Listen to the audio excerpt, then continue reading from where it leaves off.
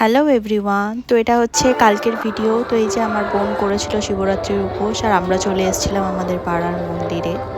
তো ও যেহেতু উপোস করেছিল, আমি করিনি, তো তার জন্য আমি এখানে বসেছিলাম আর ওর সাথেই আমি এসেছিলাম। তো এই দেখো কত সুন্দর আমাদের এখানে এই কাকুটা পুজো করে মন্দিরে, আমাদের খুবই চেনা, আর এত সুন্দরভাবে মন্ত্র পড়ছে যে আমি এটা তোমাদের ছোট ছোট ক্লিপ নিয়ে তোমাদের সাথে শেয়ার করলাম। তো তোমরা অবশ্যই জানিও যে কাকু কেমনভাবে পুজো করেছে।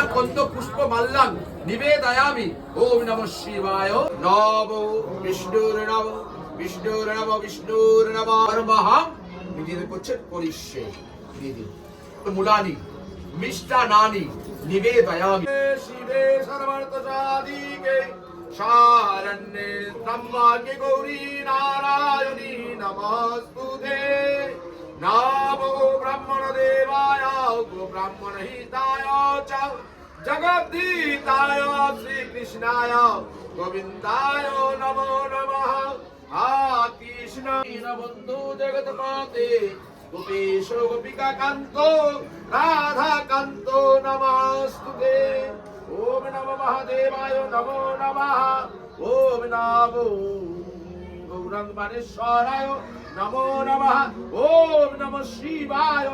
তো এই যে পুজো এবারে শেষ হয়ে গেল, আর তারপরে আমার বোন মন্দিরটা 3টে ভাগ ঘুরলো।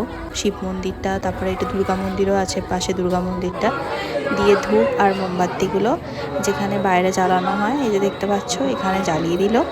তারপর আমরা ঠাকুর প্রণাম করে একটু ঘন্টা বাজিয়ে চলে আসি। তো ভিডিওটা ভালো লাগলে অবশ্যই লাইক কমেন্ট শেয়ার করে দিও। বাই।